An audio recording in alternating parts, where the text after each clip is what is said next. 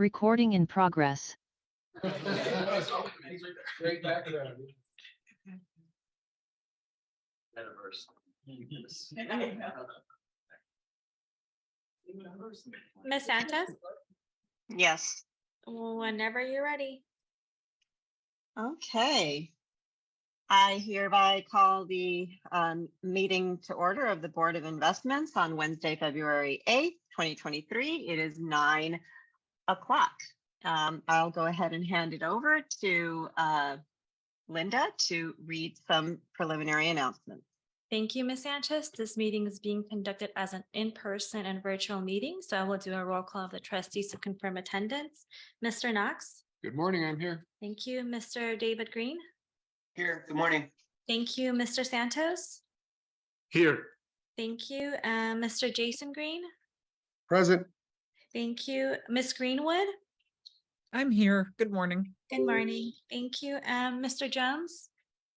Present. Thank you. Mrs. Jones? Good morning. I'm here. Thank you. Mr. Kelly? And Chair Sanchez? I'm here. Thank you. Staff participating in the meeting include the following: CIO John Grable, Chief Counsel Stephen Rice, DCO Louis Ligo, AEOs JJ Popovich and Laura Guglielmo, Interim CFO Ted Granger, and Staff Counsel Jessica Rivas. And Mesa staff include Jude Perez, James Rice, Ahmed Agarwal, Michael Romero, Esmeralda Del Bosque, John Kim, and Tara Elijah. Consultants are Makita, Alborn, and the Stepstone Group. Trustees, please use the raise your hand option to be placed in the queue. At this time, we ask all meeting participants to mute their mic until you're ready to speak. And now we may proceed with the agenda. Okay, super. We'll move on to item 2, which is the approval of the minutes. Do we have any comments, or I'll entertain a motion? I'll move it. Thank you. This one, I'm sorry, was it Mr. Green who moved it? Yes, it's David. Yes. And second was Jason Green. Jason Green. Okay, and Mr. Knox? Aye. Okay. Mr. Green, David Green? Aye. Thank you. Mr. Santos? Yes. Mr. Jason Green? Aye. Ms. Greenwood? Aye. Mr. Jones? Aye. Thank you. Mrs. Jones? Aye. And Chair Sanchez. Aye. Okay, the motion passes unanimously. Great. Do we have any requests for public comment? We do not. Okay, moving on. Item 4, the executive update. Let's begin with the Chief Executive Officer's report that will be presented this morning by Louis Lugo. Yes, thank you, Madam Chair. Good morning, trustees. Just a few highlights from the CEO report. Hopefully you can hear me okay. I hear an echo. Okay, great. First, we do want to congratulate the appointment, the recent appointment by Board of Supervisors of David David Rue, excuse me. I know he isn't with us today, but we want to certainly extend our congratulations. And also, this may be Ms. Greenwood's last meeting, so we also wanted to congratulate Ms. Greenwood and thank her for her tenure with the Board of Investments. Strategic planning and board offsite, and the CEO report, you see a couple of updates there. So the staff has been hard at work in preparing for the board offsite scheduled for February 22nd and 23rd. We're looking forward to engaging with the trustees, both with the BOR as well as the BOI. Just some brief logistics. You all should have received an email from either Linda or Bonnie regarding a survey highlighting whether or not you're going to be on site, and also making sure that we have enough accommodations in terms of the on-site presence of trustees as well as staff. The first day is going to be focused on our strategic planning efforts. You'll hear about our strategic priorities as well as our objectives. The trustees will have an engaged session as it relates to mission, vision, values. So we look forward to a lot of the interactions with KH Consulting Group as well as the trustees relating to mission, vision, values. And the second day is going to be educationally focused on disability retirement as well as our retiree healthcare program. So again, the staff has been hard at work in preparing materials, and we look forward to all of you being on site come February 22nd and 23rd. We're also working on budget preparations. We're working and meeting with division managers as we speak in order to gear up for our budget upcoming budget cycle with fiscal year ending 2024. So FY 2023-2024. Mr. Popovich will also provide a verbal update later on the 2023 elections for general members as well as retired members and alternates. Our efforts as it relates to, and this has come about in the last couple of sessions related to our availability of appointments, both virtually and in-office appointments for counseling sessions. As you know, this month, the next 3 months highlights our peak season for retirement elections. So we have added additional appointments virtually as well as in-office appointments. It's highlighted in the CEO report. We also added days on Saturday. Literally, when we add them, they're scooped up. So if you look at the year-over-year trend in 2020 through now, the retirements continue to increase. And as I was talking to some of the staff earlier, the youngest baby boomer turns 59 this year, believe it or not. So that trend is going to continue to that trend line is going to continue to exist probably over the next 3 to 5 years. So we're hard at work in our new RBS class. We hopefully will have that class onboarded by April, and that will allow us to have not only a full complement of call center staff, but also outreach staff to avail ourselves of some additional in-office and virtual appointments. We still offer the ability, and we're trying to work on, and you'll see with our strategic plan, offering a lot of self-help options for our members through our website as well as My LACERA, so they can have kind of that self-help option to further educate themselves on some of their options related to retirement and also retiree health. Mr. Lugo, we have a question from Mr. Santos. Yes, Trustee Santos. Good morning, Mr. Lugo. Yeah, if you can give us a brief status on the outreach. Yeah, I think it's really important for us to continue to go out and educate the members and emphasize that they need to start planning early on. I mean, it should be, if you have 1 year left, you should have already scheduled an appointment with the staff to review the benefits and certainly begin the process, the retirement process. What I was told was that we should do an audit like 3 months before 6 months before you retire, and then begin to submit the paperwork 90 days before retiring. So we need to emphasize that because it's important. I noticed quite a few people are waiting for the last minute for whatever the reasons, but we just need to continue. I know we used to do that before the pandemic. Where are we with that? Yes. Staff is still going out? So a couple of things. Yes, staff is still doing, we've seen the virtual webinars have been highly attended. So we have been conducting virtual webinars. We will look at coordinating. I think this came up within the Board of Retirement, coordinating with departments within the county to try to be proactive in coordinating and doing outreach efforts. But you'll see this as a main session with our board offsite.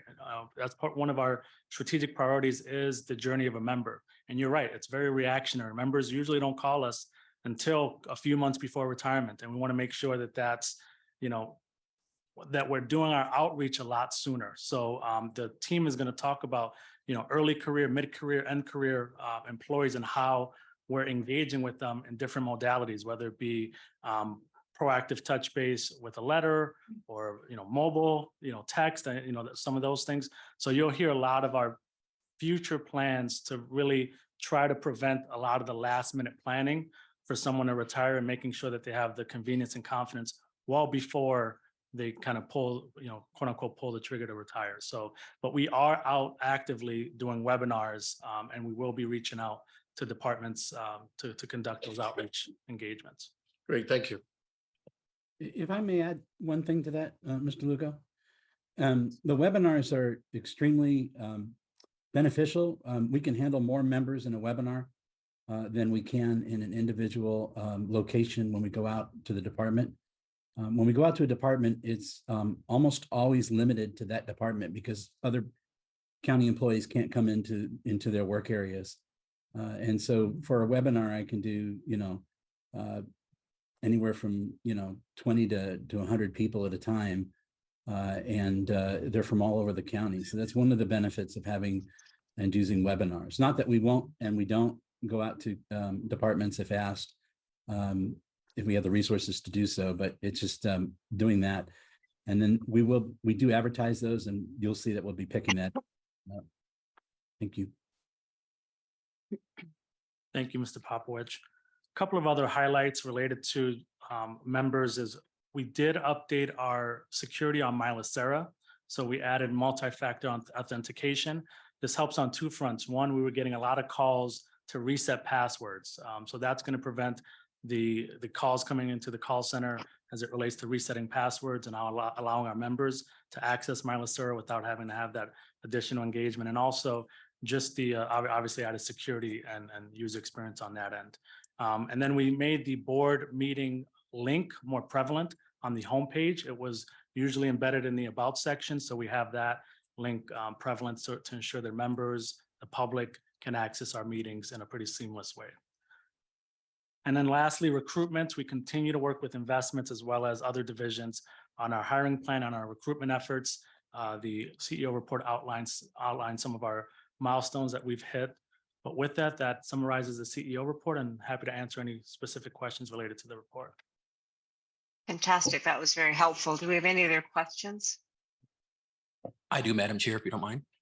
Yes, Mr. Jones. Okay, just a question, Luis. I know, at least since I've been on here, and which kind of coincided a little bit with Mr. Kryman's tenure and the huge investments on the tech side, do we have any kind of executive summary level report on the kind of return on investment so far, both kind of in terms of hard cost as well as in terms of time or efficiency? I think it might just be good to get into the public record some type of tally of what the investments have done so far as we continue to trend and modernize in that area.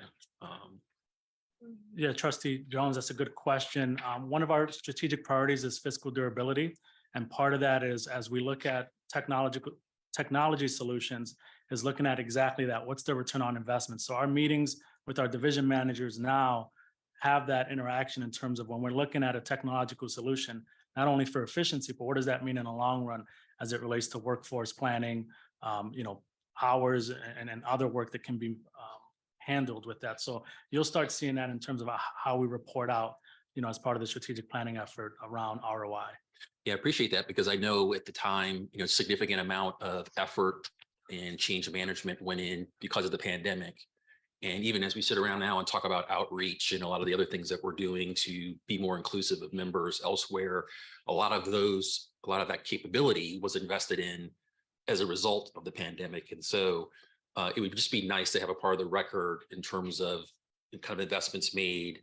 What are some of the results in terms of what it's allowing us to do to better serve our members and to be better stewards of our operational expenses? So that's it, but thank you. I agree. Thank you. Thank you, Mr. Jones. All great points. Mr. Santos? Yes, sorry. But this is really important. What percentage of the active employees, members of LACERA, are registered with LACERA.com, if you know it? I think that's really important, that perhaps we can send our members an email explaining to them the value for them to register with LACERA.com, and because it's relatively easy to register. So that's us. We have about over 41,000 registered active users, about 103,000 total LACERA registrations. That is a point of focus for us as we look at how do we communicate and engage with not only our active membership, but also retirees when you look at retiree health. But that is a point to Trustee Jones's comment about how we're engaging and what modality. We realize that we want to make sure that we engage with members with their preference, but we know today we don't have the preference of self-service. We're very high touch. So some of those LACERA registrations, the emails that we collect, that's going to be a huge point of focus for us and being able to engage with members both on LACERA, but also when you look at mobile, all of us have a handheld device. And when we look at mobile app, when someone's vesting at 5 years, what type of communication do we send out? When someone has 10 years, when someone has 15. So those are the things that's going to be highlighted in the offsite on February 22nd in terms of that journey for the respective member that Mr. Popowich and his team is going to highlight for the group. Hey, thank you. Super. Okay, any other questions? Super, thank you, Mr. Lugo. That was very helpful and interesting. And also, I think, just shows how much work and effort is being done, and March Madness is always kind of a crazy time. So we appreciate all the efforts that are being done to try to ensure that it goes smoothly. Moving on, item B, we have the Chief Investment Officer's report. Mr. Grable, take it away. Good morning, Madam Chair. Thank you. Also a thanks to Magdalia for driving all the slides today. Thank you, Magdalia. As you can see or might see from this slide, this is a new slide template that we're debuting this month. Last year, LACERA went to a 16:9 aspect ratio. We were somewhat slower in adopting it. Just the end of the year is busy with lots of projects. And as of today, we are debuting it, and it's surprisingly difficult to move from 4:3 to 16:9 in terms of some of the graphs and things in here. We wanted to avoid them just looking like they're being stretched or not taking up all the geography on the page. But anyway, so thank you to everyone in the division for working on the new template. And with that, we'll go to slide 4. Okay, slide 4 shows the results of the global markets as of the end of January. And I'll choose my words carefully in that January was a great year in the capital markets. Thank you. As you can see in the upper left, the global equity markets were up 7.4%. In the bottom right, the US aggregate bond index was up 3.1%. Those are phenomenal numbers. And just to put some perspective around those numbers, is the 10-year median annualized capital market assumptions that the Board of Investments adopted in 2021. We assumed that global equity would be up 6.1%, median expected annualized return. So to get 7.4% in a month is anomalous. I think an interesting point, not that it's determinative in any way, is if you look at the 3-year return in ACWI IMI in the upper left, that's 6.4%, I believe, or I can't quite see from here, but it was closer. And I think that maybe the Board of Investments was prescient. I don't know. When you think back 3 years, recognize or notwithstanding lots of volatility. Our assumption for investment grade bonds back in 2021 was 1.2% median expected annualized return. So once again, to get almost 3 times that in a single month, we can't expect that, nor should we. I don't think it's necessarily healthy. I'll add to that, it's not on this slide, but it's in effect part of this report, is that not only were those primary building blocks, public equity and investment grade bonds, up dramatically, but most major asset categories were up also. And to me, that may be a concern. Good CFA word, autocorrelation. You don't necessarily want that. But the preliminary numbers for public markets, long-term government bonds for the month of January were up over 6%.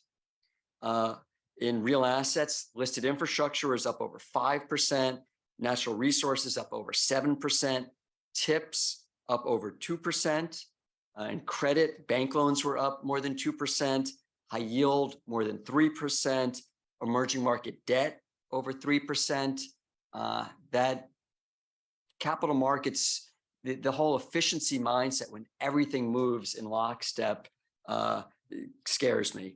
And I think that maybe the caution or the thought for us to think about from that is that momentum in either direction, up or down, we need to be cautious about that.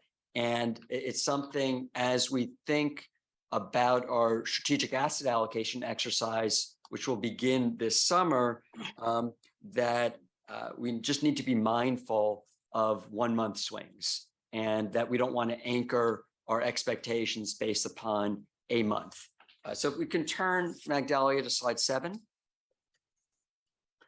I'll highlight 2 points on this slide that discusses market themes and notable items to watch. The first is on the left under recent themes, the 10-year treasury. So I guess it's the 3rd point down. There's been a lot of volatility as it relates to the yield of the 10-year. Maybe that reflects some economic uncertainty, and maybe that economic uncertainty can be worded as almost like an economic tug of war. And on one hand, you have, people talking about a soft landing, disinflation. I believe that the chairman of the Fed yesterday talked about disinflation and optimism. On the other side of the rope, you have people talking about, a downturn, and that may be reflected in noisy data. The job numbers may be good, but the data are noisy. And maybe some of that could be structural from kind of a new paradigm that data may not have caught up with changes to society. And in some sense, this tug of war, both sides may win, in that both sides can be right in terms of either a soft landing or a downturn, depending upon the measurement period and that frame of reference. The second point I'll discuss is on the right side under what to watch.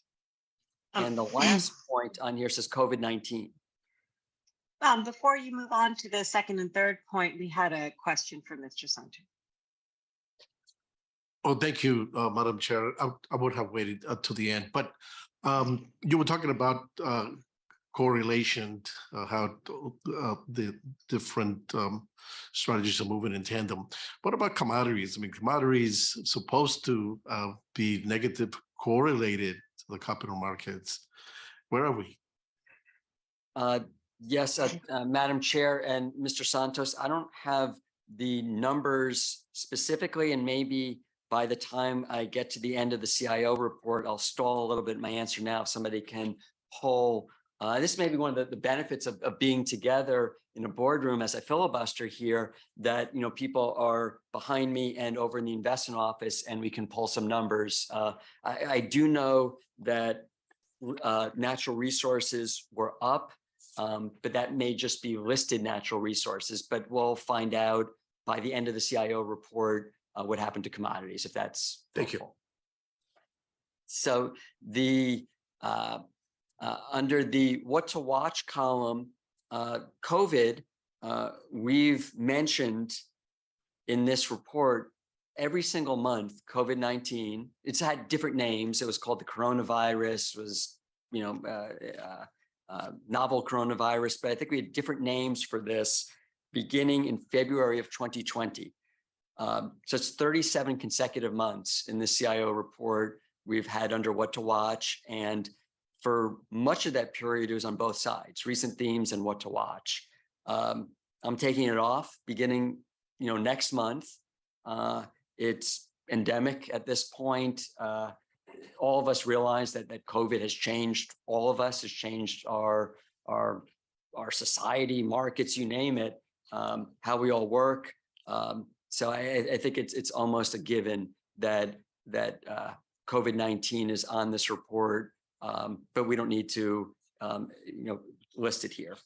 If we could turn to slide 9.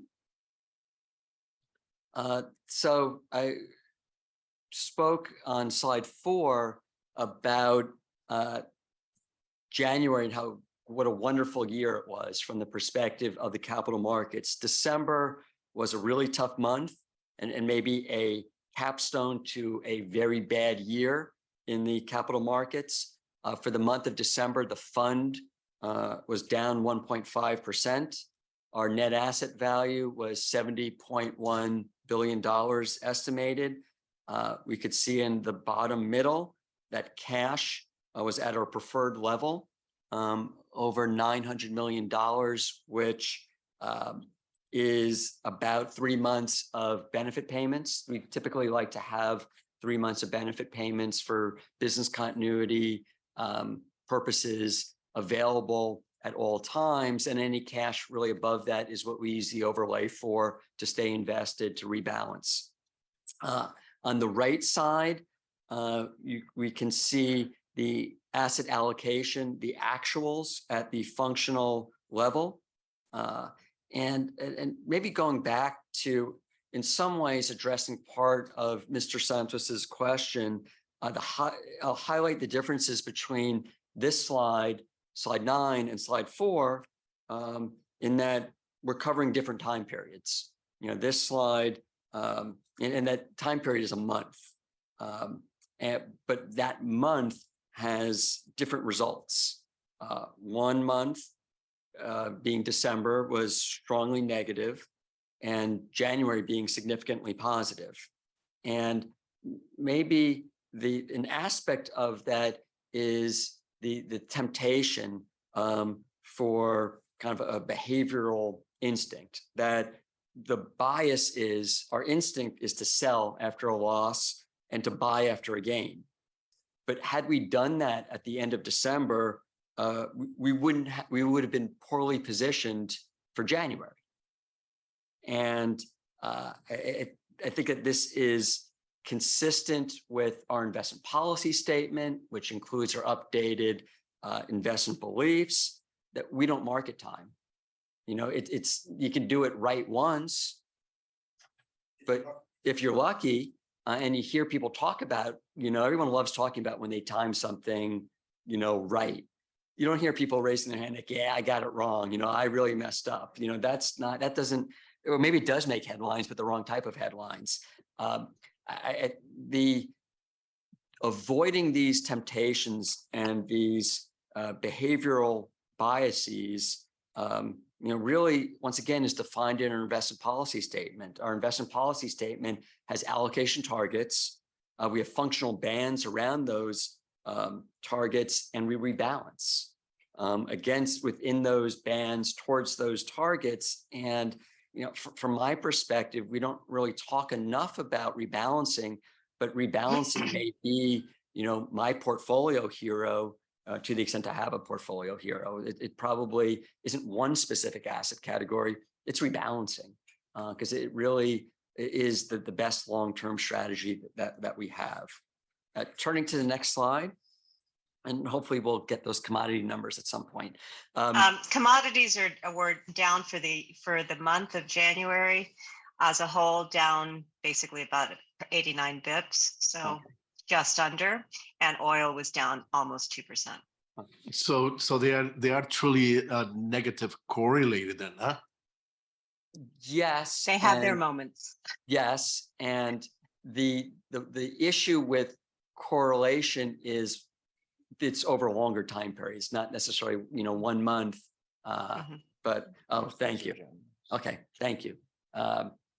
It's great to have, and this actually goes back to the CEO report, because technology, you know, because of the fact that we kind of have a shared platform where we can chat and send information to one another. You know, we can basically see that the commodities index was down 49 basis points. Our benchmark was down 49 basis points for the month of January. So, you know, in that time period, there may have been negative correlation, but over the year, last year may have been the best performing year we've had in our commodities portfolio for a long time. Yeah, in a decade. Yes. So on to slide 10. Kind of live TV. So slide 10 shows our calendar year and quarterly performance.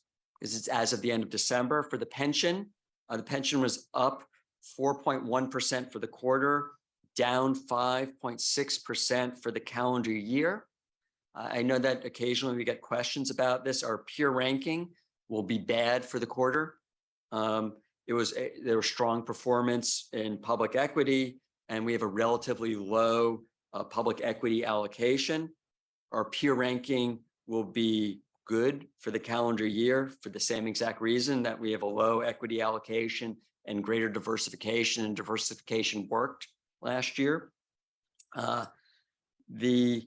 With that said, I tend to be more focused on our actual performance against our benchmark as opposed to peer rankings. We need to kind of run our own race, defease our liability, focus on our mission to pay benefits to our members, and peer ranking, maybe about ego, maybe we feel good about it, but it isn't necessarily related indirectly.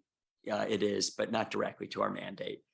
OPEB at the bottom of the page finished the month and the year at $2.6 billion. It's down 2.5% for the month, up 6.4% for the quarter.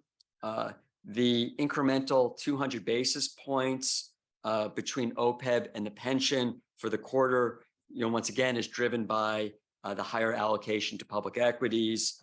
And as a reminder here, there's an RFP later on the agenda today for public markets for the OPEB trust. And if we could turn to slide 18. Thank you. I'll highlight here because I believe that Mr. Jones had asked a question back in December. We issued the RFP for our real estate and real assets emerging manager program. There has been very good coverage in the trade press about it. There's been a fair amount of interest in terms of prospective respondents. So I think that we'll be pleased with that. And that's identified on this slide in the bottom right, current search activity.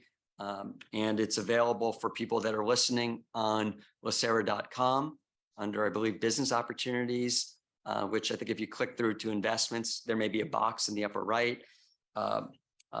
So please respond to that.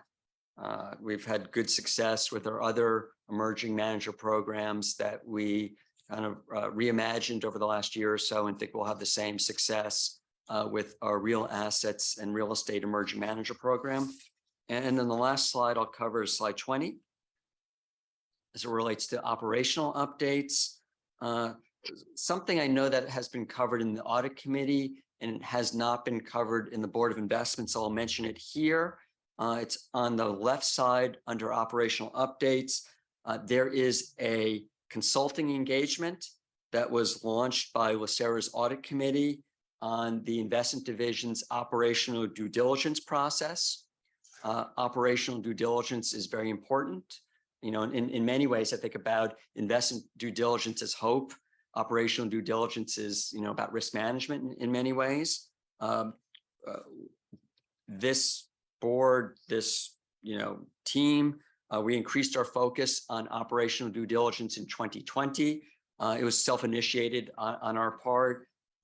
We have begun including ODD assessments in all investment recommendations. It's not something we did 3 or 4 years ago. Now it is in every recommendation. We believe that this consulting engagement is an opportunity for us to improve, something that we think we do well, something that we took the initiative to do better. But we think that this is an opportunity for us to improve. And I think, a mantra of ours should be, whether it is, it should be that we one of continuous improvement. And maybe that's something that will come through at the Board of Retirement's offsite as it relates to strategic planning, because the strategic plan, in essence, is about continuous improvement. With that said, this ODD assessment is a significant investment on the part of the investment division. There's lots of resources that are dedicated to being available and providing materials to the consultant. So I'm just mindful of the time demand and requesting all of us just to be mindful, that there's a significant burden's too strong a word, but demand on the time allocation in the investment division for something that is very important. And we think at the end of that, it will help us be better investors and better overseers of the portfolio, all for the benefit of our members. And with that, Madam Chair, happy to pause for questions. Thank you. And just in time, Mr. Knox has raised his hand. Thank you, Madam Chair. Thank you, Mr. Grable. You mentioned earlier in your comments the word momentum, and I was just curious if you were seeing momentum anywhere, or is there just a lack of momentum at this time? Feels to me like the latter more than the former. Yeah, and maybe, Madam Chair and Mr. Knox, we used the word, lots of words without really defining what those words are or thinking about it. I think that there tends to be in investments that behavioral bias to do what worked yesterday. And I do think that the industry is rife with momentum after the fact investing. I mean, that's what, pick up the trade press, watch media. It tends to be the easiest thing to talk about what worked yesterday. And, in January, the airways were covered with people talking about, 60-40 portfolio, but 60% bonds, 40% equity, and that being the winning strategy. And by the time you implemented that, in your 401k or 457B, it's too late almost. So I think that there is, and I think that we tend to our inboxes tend to be full of things that say, look, these were results from last month, this would be great for your portfolio. So I tend to, and I try not to be cynical about it, but realistic. I think that the easiest thing to invest in is what worked. Mm-hmm. So I hope that answered it or provided some context. Yeah, I guess just curious to see if there were any particular areas where you felt there was some positive momentum. I believe that the positive momentum, I think that public markets, back to what was on slide 4, be it in the equity markets and bond markets, really took off. And I think that did create a sense of optimism. I think whether it's, I don't think it's kind of going to be, straight up from here, but I think that 2022 was a really hard year to invest. Nothing worked. And I think it's really easy to forget that when all of a sudden everything does work. So I don't have a good answer, but I know that that the sales calls that we get, the marketing messages, are much more optimistic based upon, a good print from a single month. Interesting. Thank you. Yeah, thank you, Mr. Knox. Mr. Sanchez. Thank you, Mr. Grable, for your presentation here today. There's a couple of things that I want to discuss. China is reopening. China's demand for commodities is coming back online. China is the second largest economy in the world. But I'm getting nervous. I'm really getting nervous with China. So I was wondering if perhaps at a future Board of Investment meeting, we can have an expert either from Makita or Stepstone or whoever you think is appropriate to give us a presentation. The status with China and investing. Just want to make sure that we're able to pull the money out when we have to. I'm not advocating to get out of China, but certainly we need to continue to talk about it and think about it to make sure that we don't make mistakes, with China. And with regards to the operation due diligence audit that is coming, I was wondering if you need additional resources. Is the CEO providing you with the proper assistance? Because I know it is burdensome, but that project is very important to me, but to all of us should be, because operation due diligence, in my view, is very important. Because that's where, if we're going to make a mistake, in my view, that's where things could derail. So that's really important. But at the same time, we should be able to chew gum and walk. Right here, we need to continue our mission here, which is to invest and maximize the returns for our members. But at the same time, we have to do other things. So I was wondering, Mr. Lugo, if the executive office providing any additional resources that the investment division needs in order to get that done. And one last point I want to make is that behavioral investing is scary to me, because that's how people make mistakes. And so we need to, one of the things that we take pride in our asset allocation, we stick to it, because we do the studies, we analyze it, we get opinions from the experts, and we go forward with that. And we stick to that, maybe some rebalancing. So in my view, the way we do things, it leaves the behavioral dangerous investing that leads to losses for people who engage in that. So that was my comment, but welcome the feedback with regards to the resources and the China presentation in the future. Madam Chair, can I start? Yeah, absolutely. Thank you. I'll take the questions in reverse order.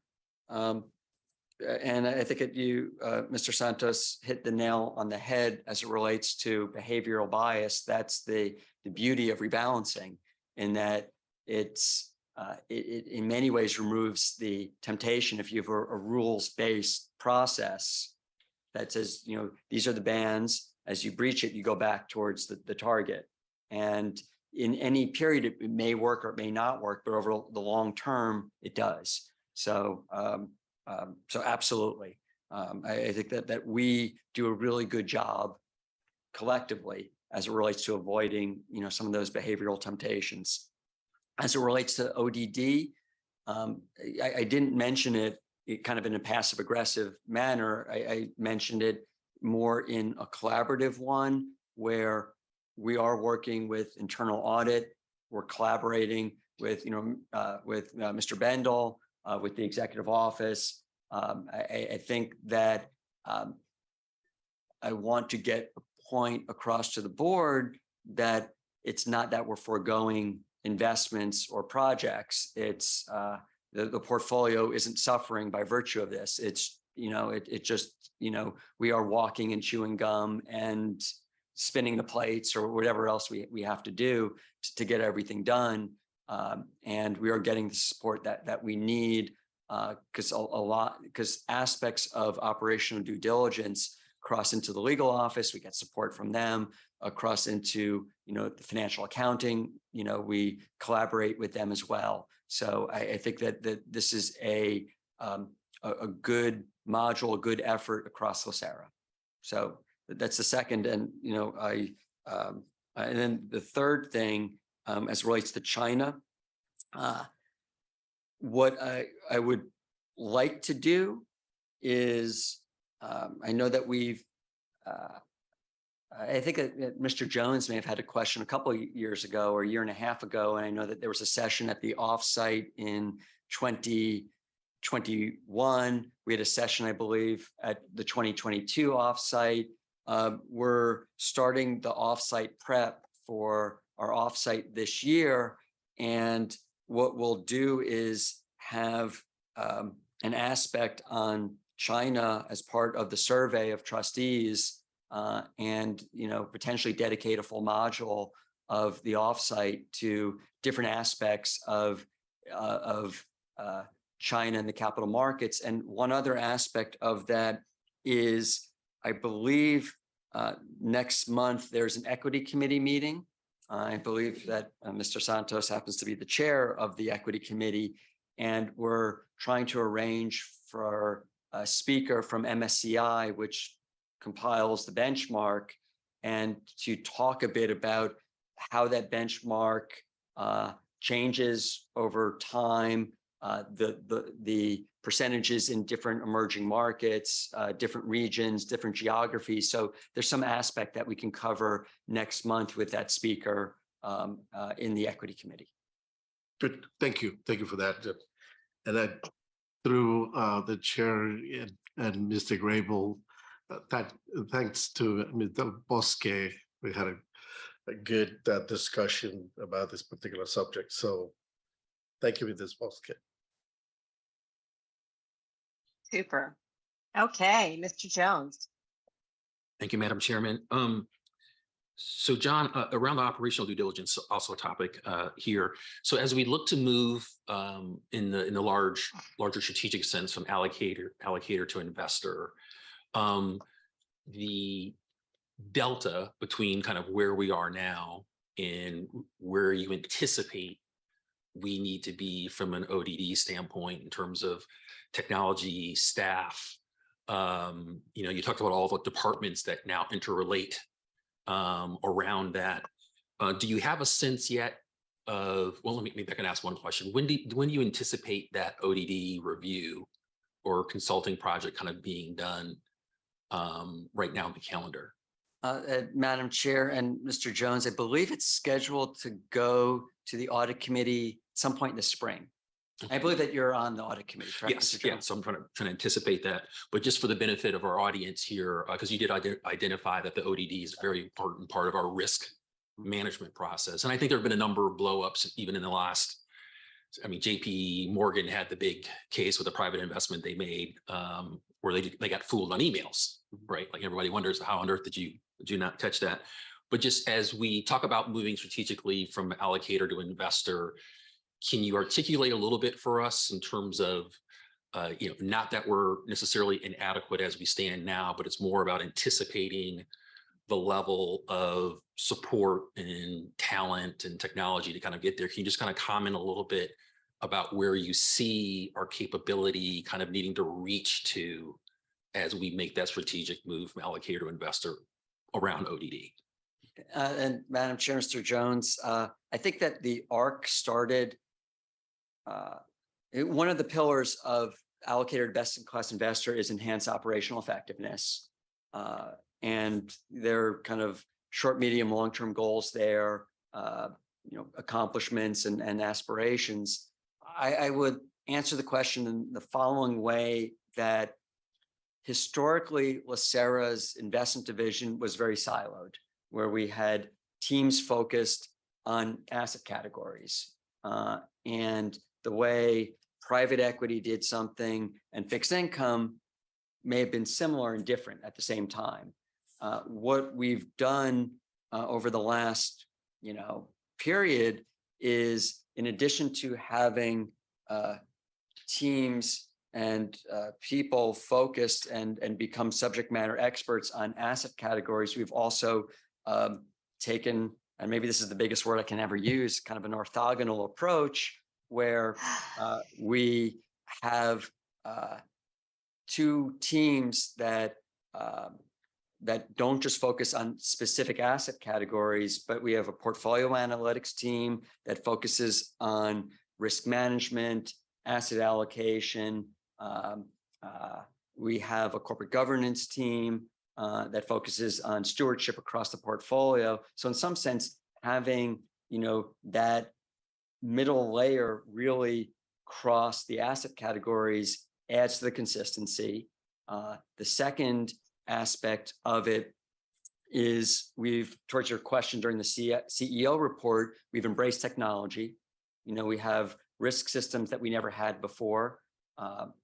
We have technologies we've never had before.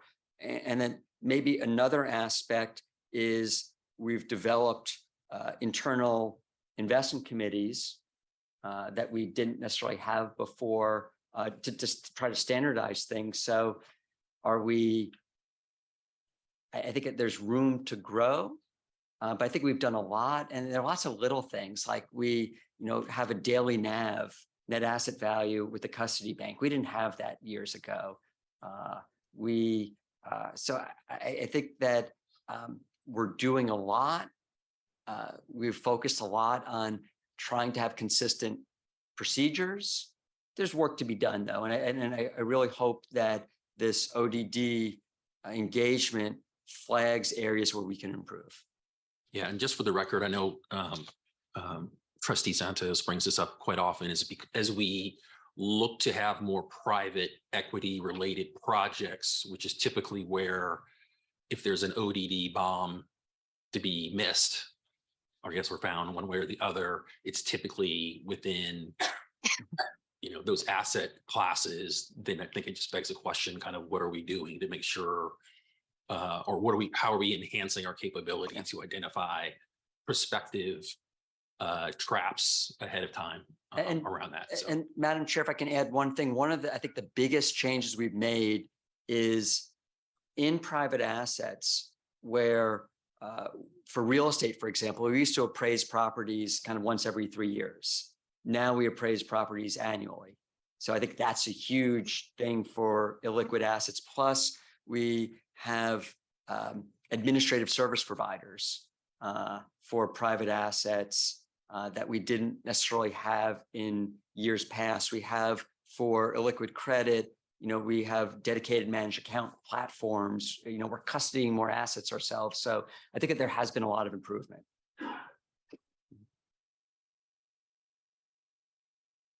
Super. Thank you, Mr. Jones. Any follow-up questions or are you good? Okay, Mr. Green.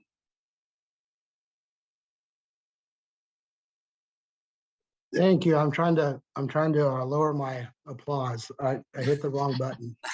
Mr. Grable, I had a question. I know you're not in the business of making predictions and crystal balls, but the Russian aggression in Ukraine last year, limited the global market, and I've read a couple articles on, if unless there's peace in the middle, in that the Asian markets, the energy markets and whatnot are going to be impacted. I mean, we're going to continue to see food issues and whatnot. Do you anticipate? If it stays status quo as a general conflict, any kind of impact to us? Is that if that continues on, or if for some reason it ramps up into something more involved with other countries, it escalates. Mr. Green, and through the chair, I would answer, obviously beginning every time we talk about, a conflict anywhere in the world, just kind of as a human, it's a terrible thing. It's going on a year at this point, which is tragic. I think that there has to be impacts. We're a global investor, and the world is,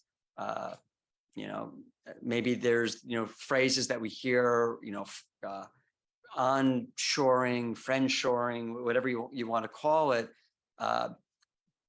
but we have exposures everywhere in the world, and to the extent there's an input, almost like a butterfly effect, that there has to be an input. I know I'm not smart enough to know what that is, but surprisingly, Europe's done, from a market standpoint, it's done well. I think maybe a relatively warmer winter, has aided Europe. The strength of the dollar, notwithstanding the fact that the dollar may have weakened a bit over the last, 3, 4, 5 months, that certainly has aided the European companies as they sell globally.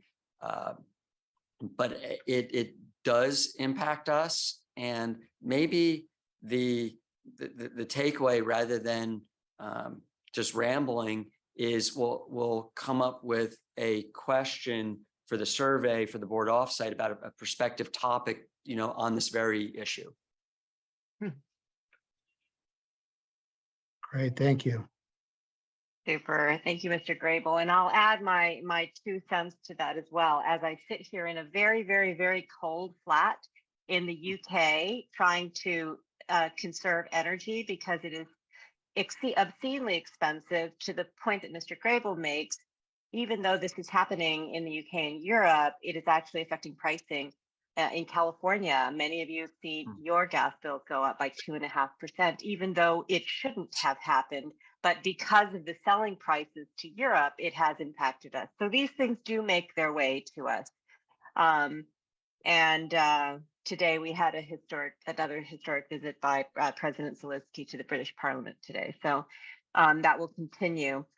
Just a couple of comments to round out all of the comment making, Mr. Grable. It's always music to my ears to hear continuous learning, and I really, really applaud your, that attitude. I think that it's wonderful, and I will underscore that since I've been on the board, and this is my 6th year, the number of changes and incredible implementations that you've made in order to make our investment team more efficient, bring more control, more oversight to the process. They are to be commended, and the effort of the ODD consultation is really about just continuing to improve that. And, hopefully our consultant won't go crazy and try to create all sorts of things that are beyond our scope as an organization. But one of the things that we do know is that due diligence is the place where even the best investors can fail. And so you are to be commended for putting, time and effort into this space. I think it will make our investment team smarter. It will make them more cognizant. It will raise their awareness. And as an organization, it will certainly make us better stewards of capital by avoiding some of the risks that even, some very good investors have, fallen to. And the last point I'll make, and it's the first point you made kind of early in your presentation, is this notion that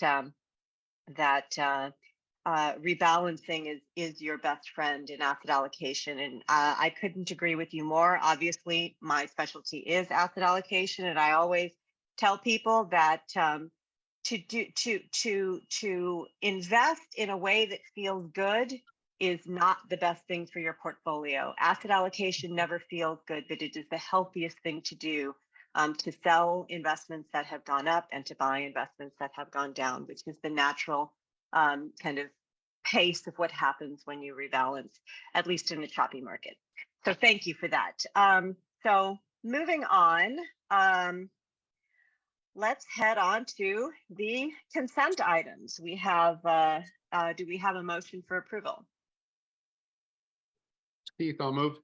Second. Thank you, Mr. Knox. And I have a second from Mr. David Green, Mr. D. Green. It was actually by Mr. Knox and seconded by Mr. Santos. Thank you. You're welcome. Mr. Knox? Aye. Mr. David Green? Aye. Mr. Santos? Yes. Mr. Jason Green? Aye. Ms. Greenwood?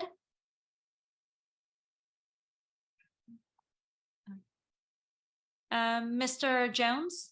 Aye. Mrs. Jones? Aye. Ms. Sanchez? Aye. Okay, the motion passes. Okay, moving on to section 7, non-consent items. We'll start with the OPEB Master Trust Public Markets Passive Investment Management Services request for proposal, and we will hand that off to Mr. Perez.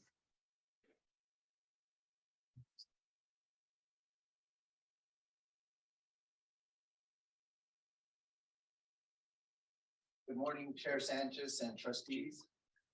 Good morning. Good morning. There, I got the red to go away, so the mic's working now. So I'll start over. Good morning, Chair Sanchez and trustees. The item before you is a recommendation to launch a passive index provider search for the OPEB trust across all public markets. For some context, the OPEB strategic asset allocation consists of 80% public markets, and that is currently implemented in passive index funds managed by BlackRock. The remaining 20% of the allocation is in a private markets investment program, which is currently under negotiation and was approved by the board at the August 22 BOI meeting. So over the years, the trust has grown from around, a couple hundred millions to today about a little bit over $2.6 billion. With the increase in assets, the board over the last couple of years has evolved the plan. They've done such things as adopted a new strategic asset allocation that include private markets for the first time. They've updated the investment policy statement to look similar, to have a similar framework of that as the pension plan.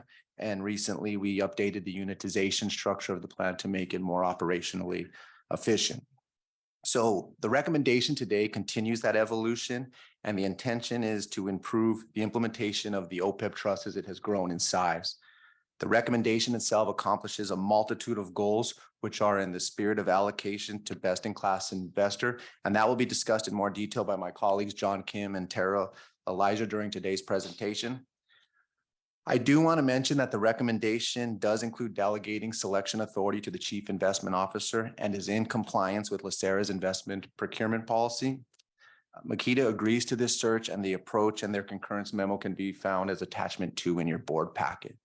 So with that, I want to hand it off to John and Tara, who will present in more detail the particulars of the search, such as scope of service, minimum qualification, and evaluation criteria, and the overall process. So with that. Thanks, Jude. Good morning, Chair Sanchez and trustees. This item is regarding the search criteria for an RFP for public markets passive investment management for the OPEB Master Trust. As Jude mentioned, approximately 80% of the OPEB portfolio is made up of public markets and split between several strategies that I'll touch on shortly. The goal is to have a provider with demonstrated experience, and the search also aims to increase operational efficiency, increase LACERA's beneficial rights, and also potentially reduce costs. Moving along to slide 3. Here we see a graphical representation of the target asset allocation for OPEB.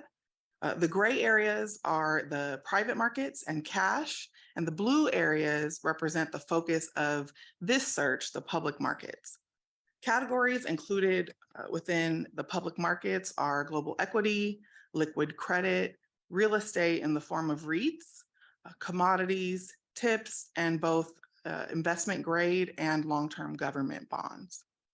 Currently, investment management of these strategies is provided by BlackRock, and that has been since inception. Next, on slide 4, strategic considerations are outlined. There are a couple of key LACERA initiatives that I'll highlight. First, we plan to transition the structure of the portfolio from a commingled fund structure into a separate account structure. This change would allow LACERA to assume proxy voting rights, which would enable voting consistent with our corporate governance policies. Second item to highlight is the opportunity to price index providers and negotiate for more favorable fees and terms, which is in alignment with strengthening influence on fees and cost of capital. Next slide, please, Magdalia. Thank you. There are 2 main areas within the scope of services. For this mandate, interested firms will be required to passively replicate returns of the board-approved policy benchmarks for OPEB. The service provider must maintain adequate risk controls, which includes minimizing tracking error to those approved policy benchmarks. The firm will be expected to manage the portfolio in strict compliance with investment guidelines, as well as the investment policy statement for OPEB.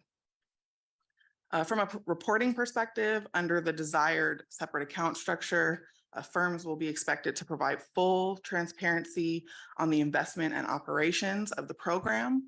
And this will help enhance staff's internal monitoring and administrative procedures. At this time, I will turn the presentation over to John Kim, and he'll discuss the details on the minimum qualifications and the evaluation process. Thank you. Thanks, Tara. Dolly, if we could go to slide 6, please. Good morning, Chair Sanchez and trustees. On this slide, we list the RFP's proposed minimum qualifications, or MQs for short. Responding firms must meet these requirements in order to be eligible. The first 3 MQs speak to our core fiduciary standards that we typically require from our partnerships, while the remaining 4 are more tailored to fit this search.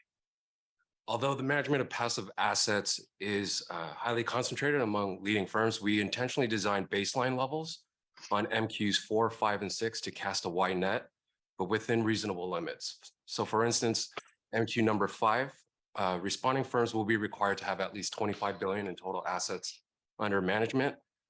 For a passive mandate, this lower threshold invites smaller firms to respond, but it's still constrained to a limit where OPEB would not account for more than 10% of a firm's total assets.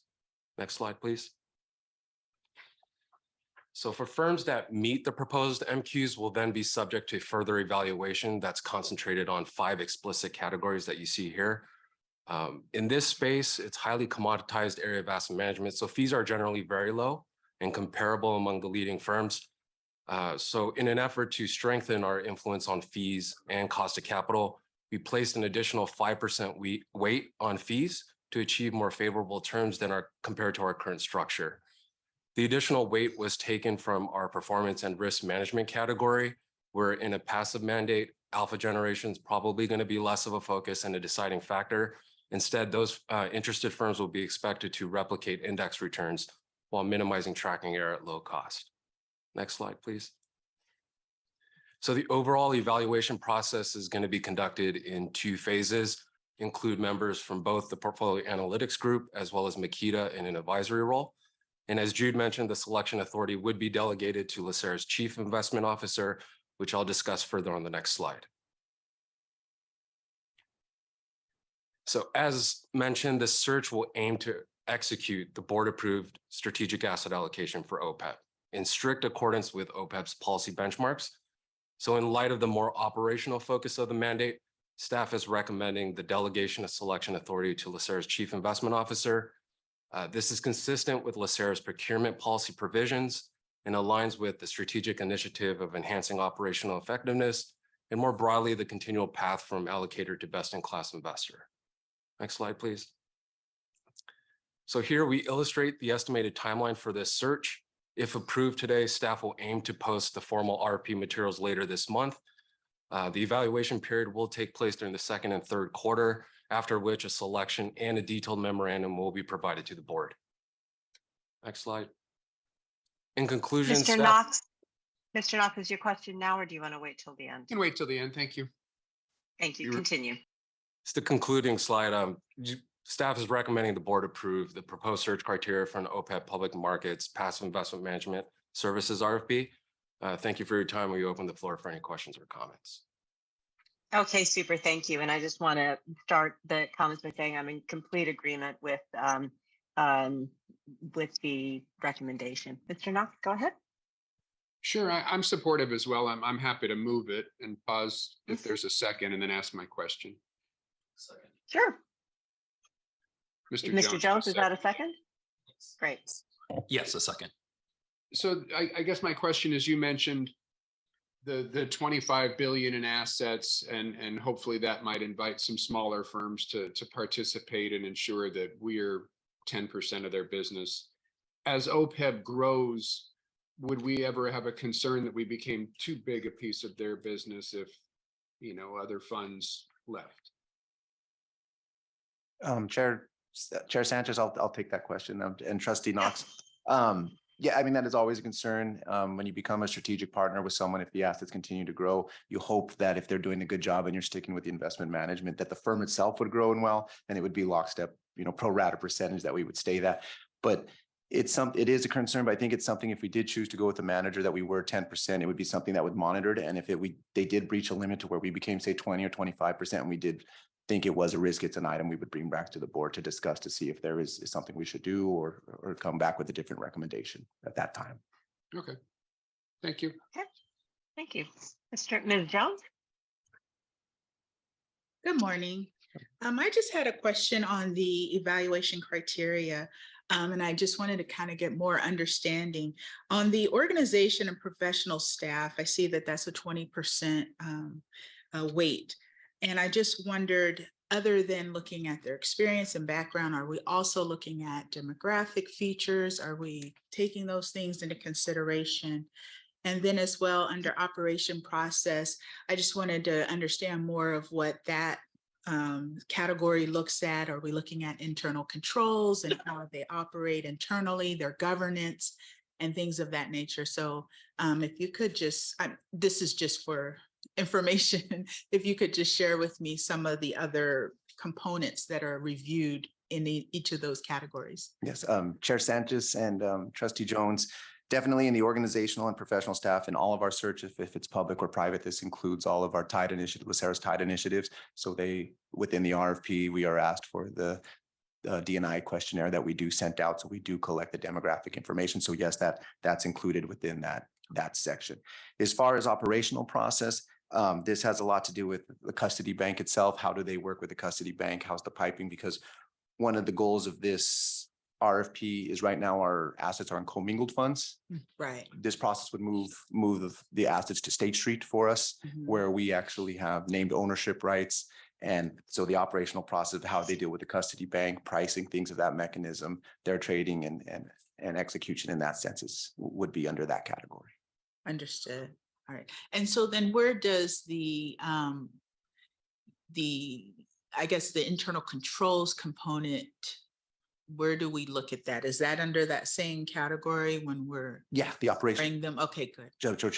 Trustee Sanchez and Trustee Jones. Yes. So under the operational process, that's what it is. And to kind of to piggyback off the ODD conversation that Mr. Grable was talking about earlier, this does enhance the ODD in the sense that now we would be the beneficial owners of the assets. So if for some reason we picked Firm X and Firm X did something that the board did not like and we wanted to change them, it's an easier change of that process. We'd run another process, but the assets at that time are held in our name. We continue to hold them, and it would be just switching the manager versus switching the whole mandate of selling and buying assets in that sense, if that makes sense. So, yes, it does. Thank you so much. Super. Thank you. Mr. Santos, you have your hand up.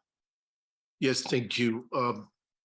Now, with regards to the delegated authority to the CIO, so how is that going to be reported to the board? Is that going to be as part of this CIO report, preceding your decision to hire a particular firm? How is that going to be reported? Madam Chair and Mr. Santos, it will be reported to the board, a separate memorandum. It would not be in the CIO report and would probably be done subsequent to it. But recognizing that contracts we enter can be terminated within 30 days, but there would be a concurrence memo to the extent Makita does concur. There would be a support memo for Makita in that as well. Good, thank you. That's important. I just want to make a brief comment, Madam Chair, if I may. This is very important, this program. I don't know what for the liability it is right now for the OPEB, but I will say it's about 20 billion, if that is correct, Mr. Perez.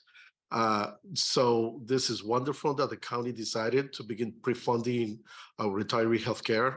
We have a long way to go. So I just want to tell you that is really important that this program be as successful as we have been with our regular program, because we need that. Chair Sanchez and Trustee Santos, you are correct. 20 billion is around the unfunded liability, and the plan itself is sitting we checked this morning at 10.9% funded. That's good. Thank you. And that's supportive, obviously. Okay, sobering. Super. Any last questions here? All right, we have a motion and we have a second. Linda, can you please take a roll? Sure. Mr. Knox, Aye. Mr. Green, David Aye. Green. Aye. Okay, Mr. Santos, Yes. Ms. Greenwood. Mr. Jones? Aye. Yes, Oh, sorry, I hear you. sorry. Mr. Jones, Aye. Mrs. Jones, Aye. and Chair Sanchez. Aye. Okay, the motion passes. Super. Moving on, we have section 7, item B, which is the LACERA 2023 election for second and eighth members. A statement of powers and duties of investment board trustees. So Mr. Rice, you'll be giving us that presentation to approve the document entitled Powers and Duties of Investment Trustees, which will be included with the ballot materials for 2023. So everybody knows what they're getting themselves into. Yes, thank you and good morning, Chair Sanchez and trustees. We are recommending a series of updates to the powers and duties this year, and I'll just briefly tick through them. We have updated the powers and duties to include the most recent pension and OPEB valuation numbers. We've added references to the BOI offsite. We've updated language regarding the oversight responsibilities of the board based on staff due diligence. This is a concept that wasn't prominent in the prior version. We've expanded the actuarial language, another important change, to add reference to the triennial investigation of experience and the board's responsibility to set assumptions. We've combined the delegation and consultant sections to merge them into a cohesive description that reflects the delegation of authority to the CIO, another concept that was absent, and also the board's selection of consultants to advise the trustees. We've also strengthened the compliance section to add references to risk management, and we've clarified that the engagement of trustees on behalf of LACERA is subject to the approval of the board, which is per the travel policy and also consistent with the media policy. And with that, be happy to stand for questions. Okay, we have one hand up, Mr. Sanchez. Thank you, Mr. Rice. And thank you for the modifications, in particular the triennial. Why not the annual as well? The annual valuations? Yes, sir. I mean, I understand that we don't want to throw so much information in there, but if we're going to include the triennial evaluation, we should also include the annual. The existing language does reference the actuarial valuation process, but it doesn't include the word annual. So if it's the board's wish, I'll add the word annual. If there's no objection, I will move approval with the modification that the annual evaluation be included. Okay, we have a motion with an adjustment. Any second for that? I would second that, Madam Chair. Thank you, Mr. Green. Okay, so we have a motion and a second. Mr. Jason Green? Yeah, yes, I'm sorry. Are you calling on me for the motion or my comment? No, your comment. Okay, thank you, Madam Chair. Sorry, I had to switch glasses. I was just reviewing the red line. I had a question for Mr. Rice. As far as the power and duties, looking through the summary, in number 2, there's language regarding pension fund investments. And what's stricken from the existing document is the Board of Investment has exclusive control, and it's changed to oversight. I have a concern with that. That's our either appointed or elected responsibility is to maintain control over the fund. Is that going to be an impact? And that's my first question. And then number 10, renumbered 10, regarding involvement.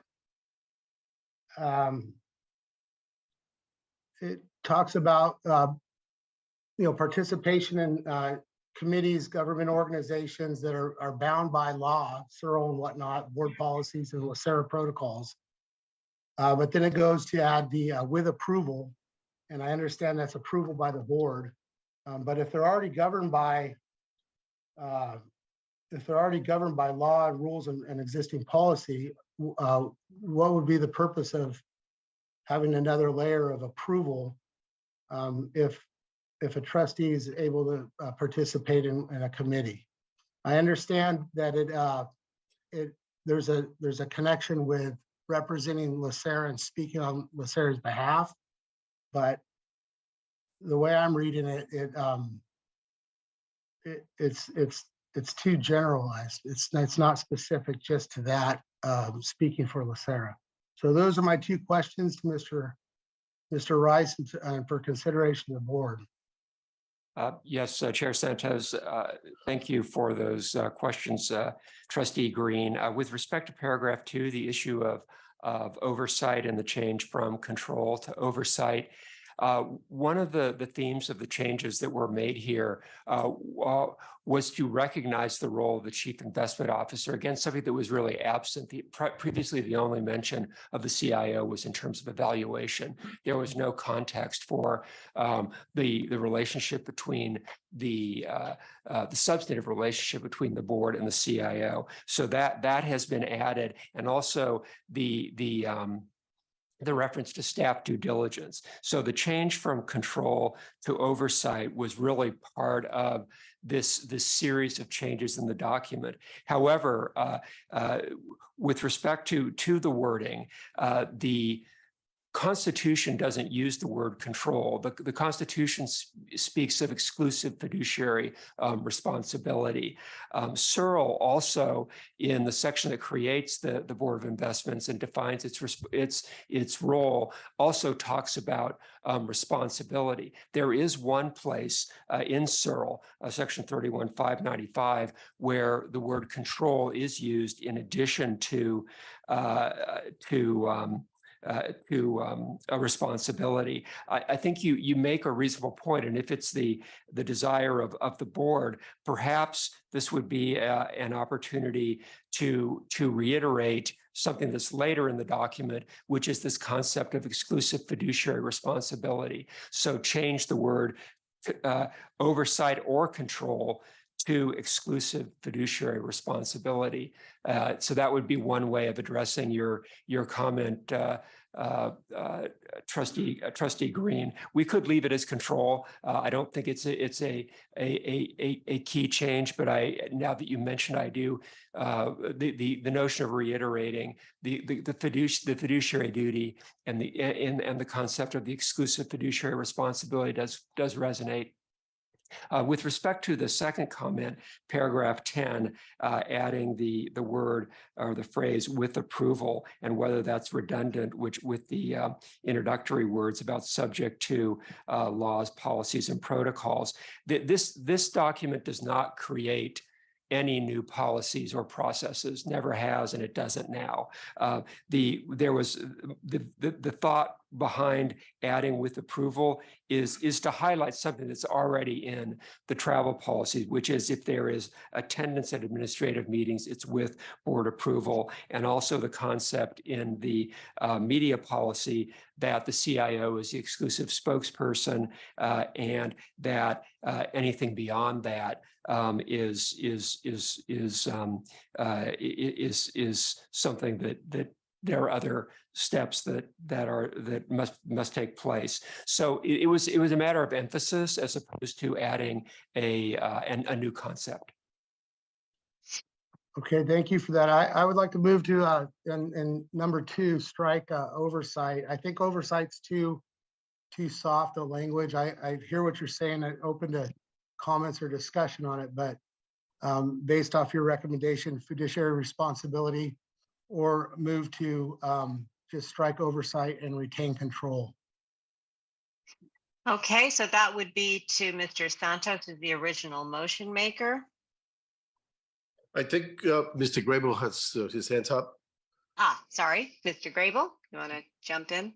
Thank you, Madam Chair. The one concept as it relates to control is we invest in a lot of blind pools. When we commit to a fund, we don't necessarily control, we delegate that, not just to the CIO for certain investments, but to general partners and fund managers where, we can try to sell that in a secondary market, but we don't control necessarily those investments. So I don't want to necessarily opine on the word oversight versus fiduciary responsibility, but control may not be the right word. Thank you Okay. for that.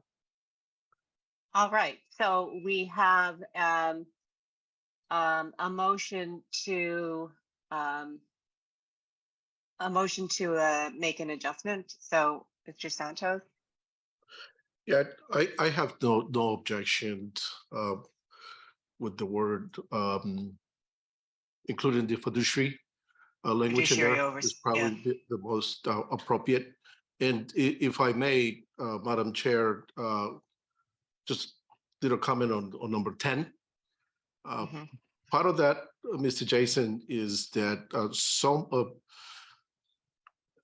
membership in leadership of some of the organizations required sometimes election of trustees to be there.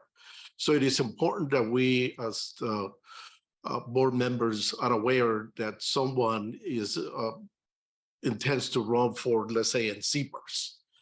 And that is important because we all need to get behind and avoid any competition. The last thing we want to see is that somebody's running for NCPers and then there's another person who's also running for NCPers. So we don't want to embarrass ourselves before those organizations. We want to be united. So I think it's important at least to notify the board of the intention and have some discussions about that. And usually I have never seen a situation where that participation is denied unless there's a conflict and we need to figure out how to resolve that conflict. But other than that, I will take that amendment, Mr. Green. Great. And Mr. David Green, do you also accept the amendment as the seconder? Yes, I do, Madam Chair. Okay. Point of clarification, Chair Sanchez, is there direction for a change to paragraph 10? No. Okay, thank you.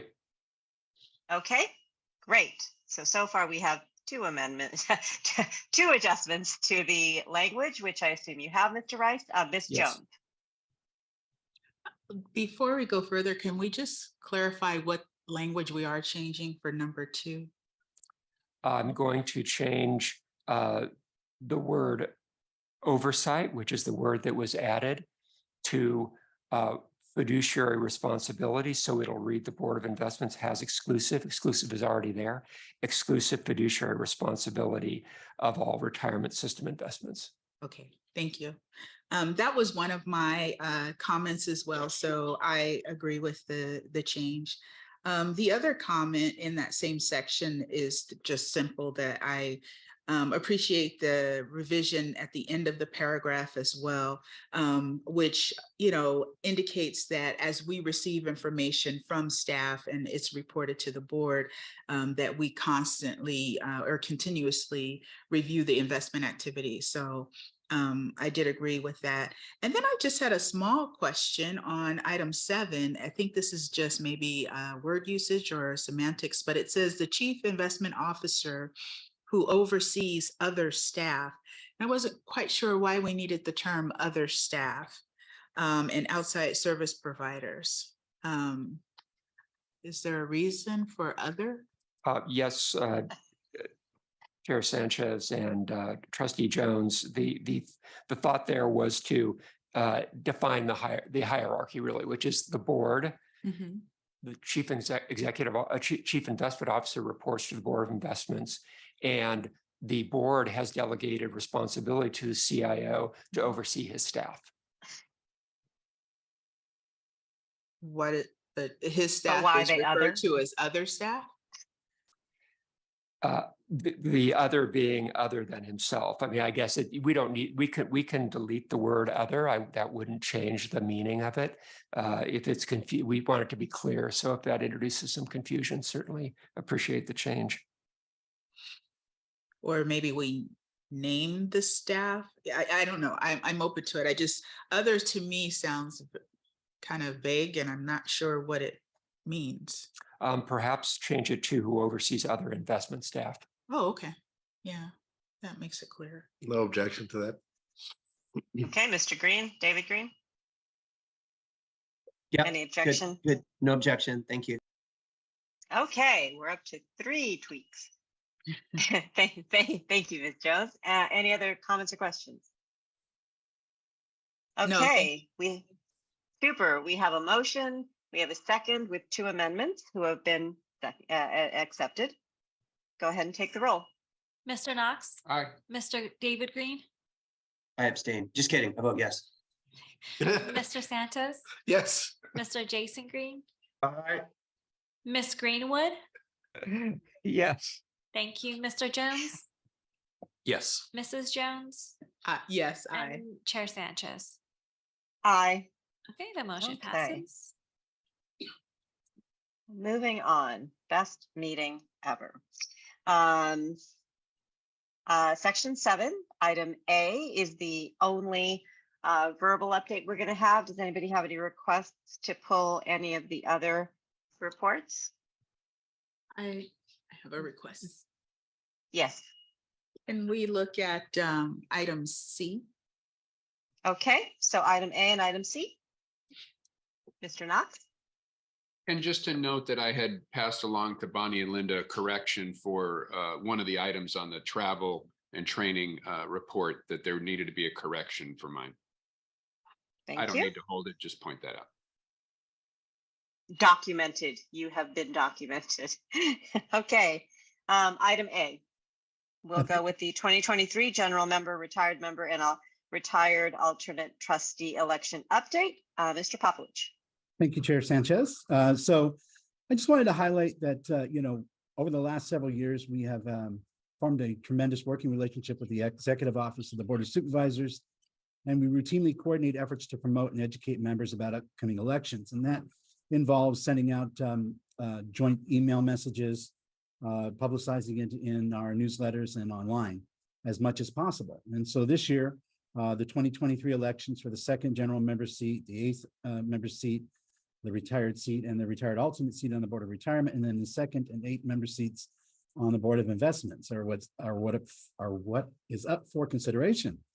The last few elections have been mostly done electronically by the county. So they manage these elections for us. The active member election, safety member election for last year was done completely electronically. And that has resulted in some slight voter turnout increases for the active members. But we've had a consistent belief and requirement that for all members, they really should get a physical ballot and not just an electronic notification. That mimics the general elections and local election where we all get physical ballots in the mail, and then we have the opportunity to go drop it off or go actually vote or mail in. And so for the last several years, as they've moved to this electronic format, we've been advocating return to getting the physical ballots. So during our discussions this year, we provided our insights and experiences regarding our recent member survey results, which showed that a significant number of the respondents responded physically, and especially among our retired members. In fact, I still routinely get, even though the survey ended months ago now, I still have a pile of surveys that have come in after the fact that are physically returned. So we shared that experience with the executive office, and after further discussion, they came up with the idea that they would honor our request to send a physical ballot to retired members. And CEO Santos Kryman and Celia from the Executive Office of the Board of Supervisors met and talked about it and confirmed that they will in turn send all retired members a physical ballot. So we think that's a huge win for retirees. They will have the opportunity to return the ballot, or they can take advantage of the electronic process. The active members will still continue to receive electronic notifications and instructions on how to access their electronic ballot. And then we will continue to work with the Executive Office of the Board of Supervisors to promote and let our members know that the election is occurring. And with that, I'll stand for any questions. Thank you, Mr. Popovich. Do we have any questions or comments? Well, I am very glad that we are continuing, while yes, we continue to modernize as an organization and move towards electronic ballots. I do think it's important to sort of keep in mind that we don't want to create a digital divide within our own county. So I applaud the effort to continue to be inclusive. Thank you for that. Next item, item C, which we've pulled, semi-annual interest crediting for reserves as of December 31st. That is Mr. Granger. Ms. Jones, do you want to ask a specific question, or do you just want to hear the report? Sure, it would be helpful to hear a report that may answer some of the questions I had. Great. Is there Mr. Granger? Good morning, Chair Sanchez and Trustee Jones and other board investment members, of course. I don't have specific prepared remarks, but I can maybe make a couple of comments and kind of provide an overview. So the retirement benefit funding policy, and I believe CERL calls for us to take a look every 6 months in June and December at the realized earnings from the investment fund. And we do that. It's that part of it's an accounting function. And we take the amounts and there's a calculation that's done to determine whether or not we have enough realized earnings to credit interest on the member reserve accounts. There is a priority order of accounts. It does start with the member accounts and it goes to the employer accounts. And basically, when we say we're crediting interest to the member reserve accounts, what we're essentially saying is we are going to apply the 3.5%, which is 1/2 of the assumed rate of return of 7%. We're going to apply an interest credit amount to each member's account for their contributions on deposit. So that's sort of the member part of it, applying those interest credits. Of course, from the accounting perspective, we do essentially apply the money to the member reserve. And then the remaining amounts, in a nutshell, it does follow our policy. It does follow the actuarial priority order. The remaining amount does go to the employer reserve, essentially. So for this particular reporting cycle, for the December period, we were able to credit the member accounts 3.5%. We do communicate with the benefits team and they do apply those credits. And then we credit from the accounting perspective, the employer reserve at 3.22%. And that essentially agrees to or matches the realized earnings in the fund. So that's a quick, somewhat technical explanation. I hope that helps. I'd be happy to answer any questions. Thank you. That was helpful. And I think my question then, understanding that, and I look at fiscal year 23-24 as we're looking forward, and I do understand the comment where it says, you know, if the rate is going to change, you know, the sponsors, they have to have ample time in order to prepare for that. I also believe I understand that there is a study in the works and it will be presented is that next month, March? Am I reading that correctly? Yes, you're correct. And if you'll allow me, I can make a couple of comments with regard to that. So we are obviously in the fiscal year 23-24, and we use the assumed rate of return from the prior valuation. So that would be from the let me see if I can get this right, the 21 valuation. Now, the 22 valuation, as you mentioned, Trustee Jones, is in process. Part of the 22 valuation is the experience study, where we looked at all the assumptions. The board voted on those in December. The report, however, the valuation report will come to the board, as you mentioned, next month. The final valuation report in March will come to the Board of Investments. And so the assumptions are sort of applied at that time. That report, and this makes a little more sense if the rate changes, but it's not going to change. It's staying at 7%, like it was for the prior period, the prior 3 years, or the prior valuation. So in this case, the 7 rolls forward to the next fiscal year for 23-24. So what I'm trying to say, to summarize, for this reporting cycle for December and June of this year, it's the last valuation at 7%, but it's also the 7% for next fiscal year, because those are the assumptions that were adopted. So it's somewhat of a it's essentially that the valuation report is a year lagged. And that's why we try to indicate that the employer and the plan, LACERA, needs a little bit of time to sort of implement those rates. And that also goes along with the contribution rates, which will take effect July 1. And we'll take a look at those contribution rates next month when we bring the valuation report to the Board of Investments. All right, I understand the lag. I guess my concern was, I know as we proceed and move forward, I guess the question was, will there be a time where we're going to look at where that rate might be lowered and that will have an impact to the sponsors, and when is the sufficient time to have that conversation? But I see where we have the lag, so understood. We're still at the 7%. Correct, Trustee Jones. So I'm not sure if I'm understanding your question, but we did just look at the rate with the experience study in December. Milliman walked through that process. If you'll recall the meetings we had October, November, and December. We did just adjust that, and that'll be again applied for the 23-24 year. It'll be another 3 years before we go through the experience study. I believe it'll be for 2025.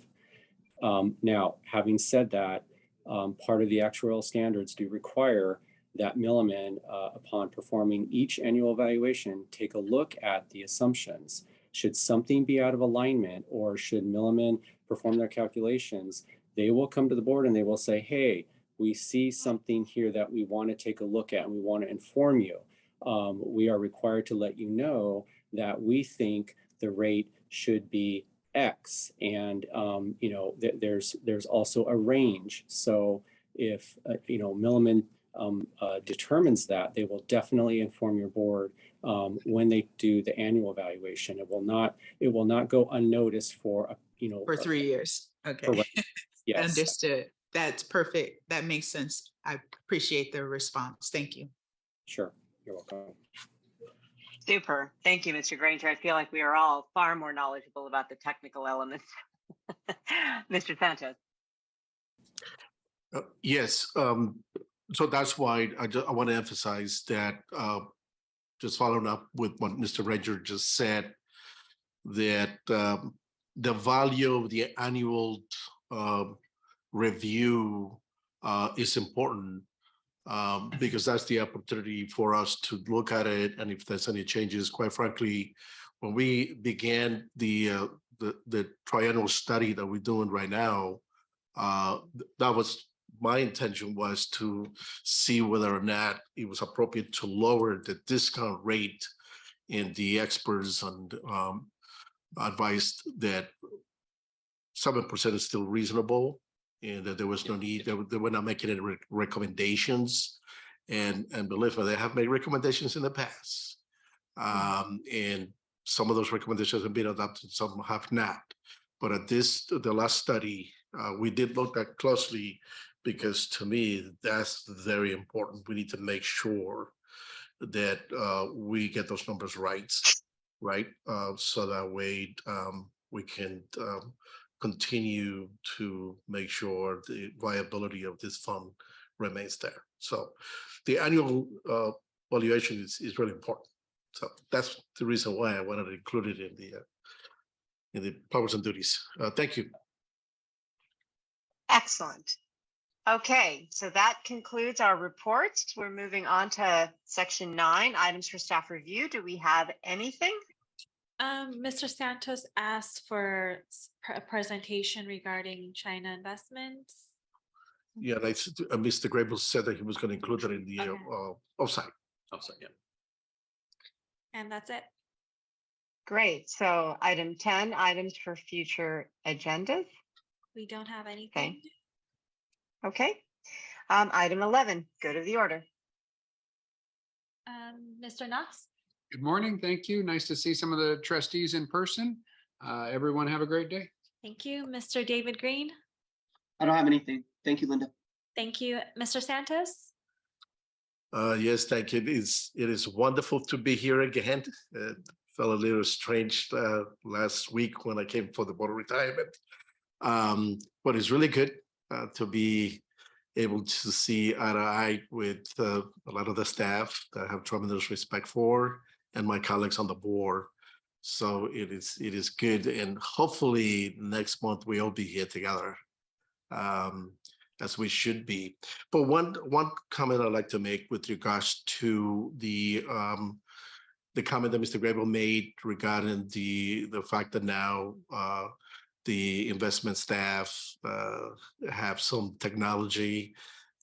This is fantastic news because I remember, I don't know, 8 years ago, 10 years ago, the staff didn't even have computers to take out of the building and waste a number of hours in a plane because they could not access the work. So I am happy that finally we were able to cross that threshold, because it was something that we, or the organization, had imposed. In for the life of me, I did not understand why we cannot give the investment staff the tools that they need to continue working. So I'm very happy for that, and thank you to the new administration, the CEO and his assistants for the work that is being done to improve how we operate. It's very important because here's where we make the money. I know the board of retirement hates it when I say this, that the board of retirement is the one who spends the money. They don't like that, but that's the truth. So we have to make the money to make sure the board of retirement can pay out the benefits. So thank you very much, and hope everybody has a wonderful, beautiful day. Thank you. Mr. Jason Green? Happy to be here. Thank you. Thank you. Ms. Greenwood? Thank you. Once again, it is lovely to see everybody. It was a wonderful meeting, and I hope you all have a great day. Thank you. Mr. Jones? Yeah, on this special day, I'd like to make an honor to the chosen one, King LeBron James, for becoming the #1 scorer in the NBA. And if only our fun performance can perform as long and as ably as King James has professionally, we'll be in great shape. Thank you. Thank you, Ms. Jones. No, I don't have anything other than to echo what was said previously about the software and the technology advances that staff has been able to take advantage of. I think it's exciting. I do know what an undertaking it is to, although it's great to have the new resources, it takes a lot of time and effort to get those things up and running. So congratulations to staff, and I'm glad that they've been able to use it, and already we're seeing results even on our end of having that technology. So excellent, great, and good to see everyone. Thank you. Thank you, John. Nothing to add. I hope everyone has a great day. Okay, and Chair Sanchez. Thank you. And I want to just take this opportunity to thank Trustee Greenwood for her service and for her willingness to continue to pinch hit. This is her final meeting. It has been a pleasure working with you, and thank you for your insights and your hard work as a trustee over the last 3 years, and I will look forward to welcoming Trustee David Ryu to our board next month. And I hope that we all can reach out to him and welcome him. So with that, I believe we will go now. Do we have more comments, or are we good with the good of the order? Madam Chair, can we take a break after this? Yes, we can. Let's take a break. So let's go ahead and take a break while we go into executive session.